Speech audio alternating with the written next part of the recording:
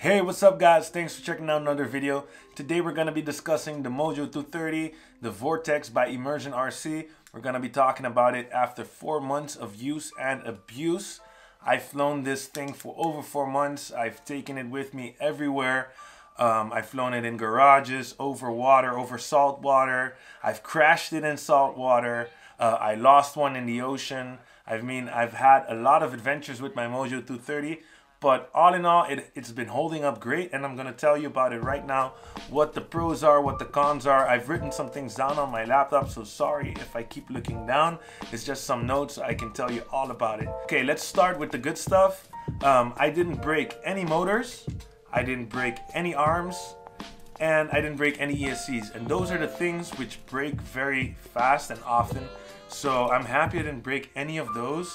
The camera, the Fpv camera that comes along with it, is very good. It has a very crispy and high quality image. The only thing is the transition from dark to light isn't that great, but it's never been that big of a problem for me to change the camera, so I never did.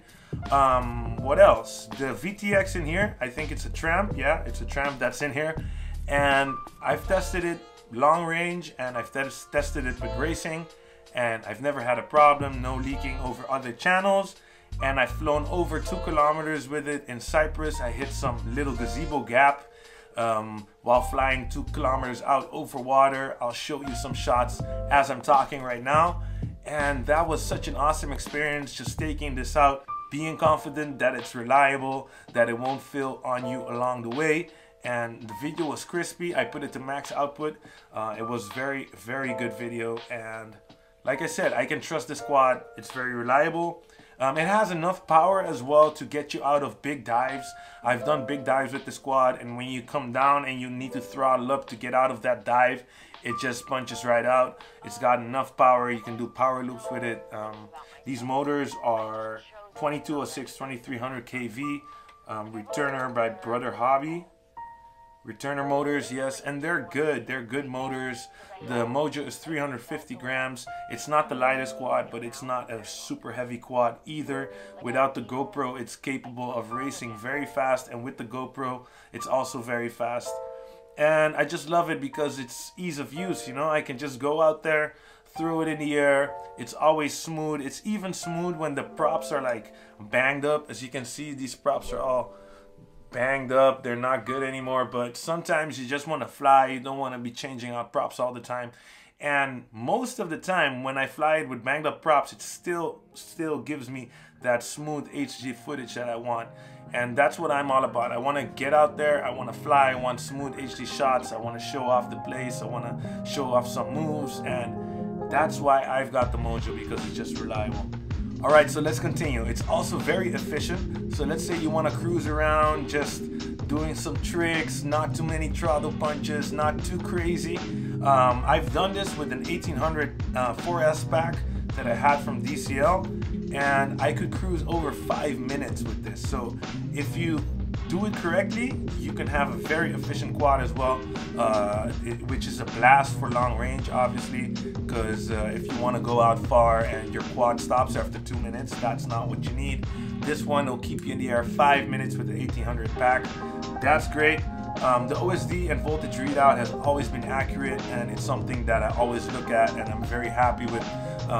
The Vortex OSD, it just works, and you've got all your info, and it's good.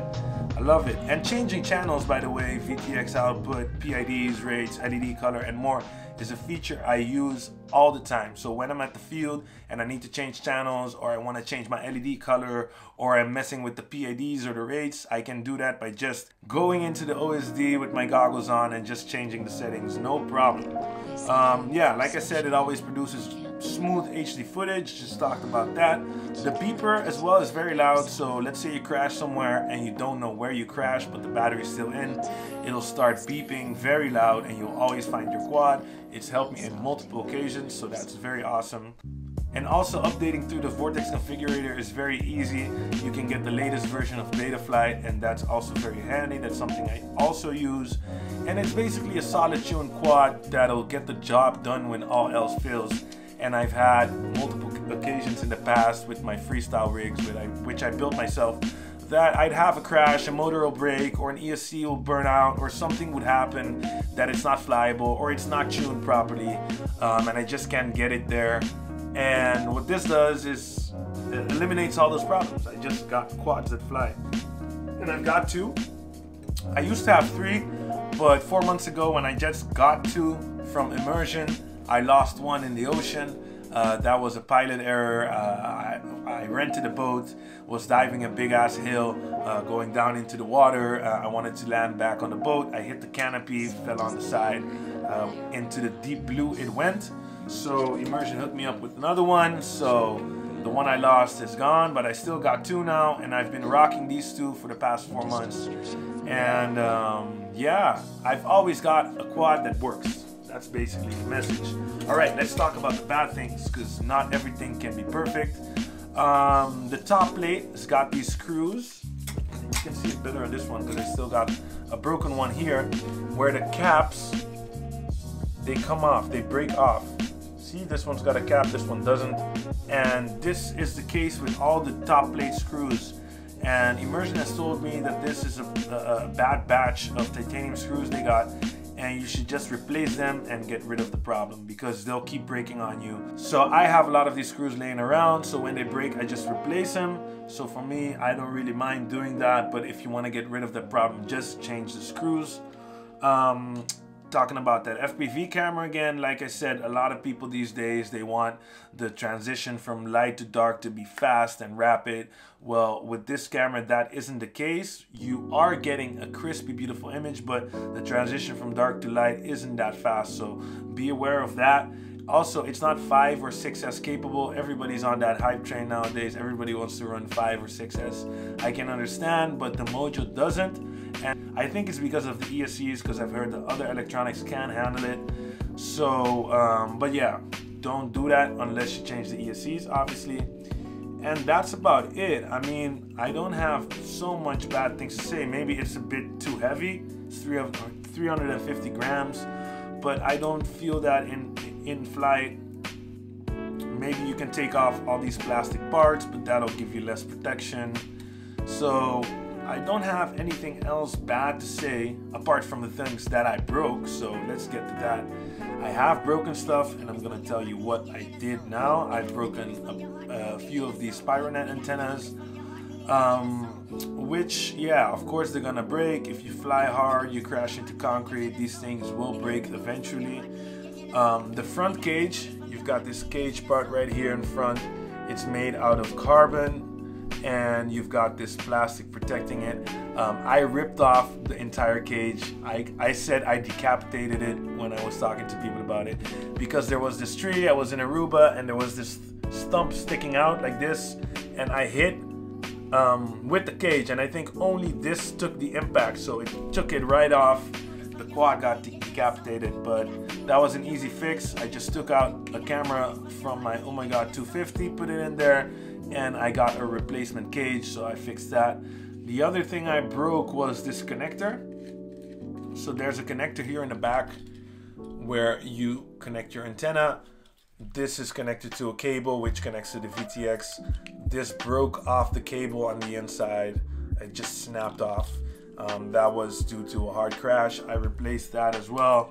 I think that's about 10 euros. You can get a replacement cable with an attachment for your antenna, and that's a quick fix. But that's also something I broke.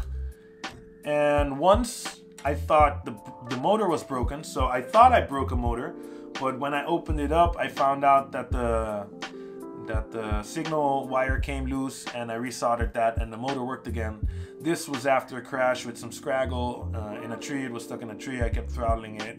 Anyways, I thought I burned a motor. I didn't, so I'm very glad about that. So as I said, I didn't break a motor, I didn't break an ESC, and I didn't break any arms. So that's very sturdy. Let's see what else.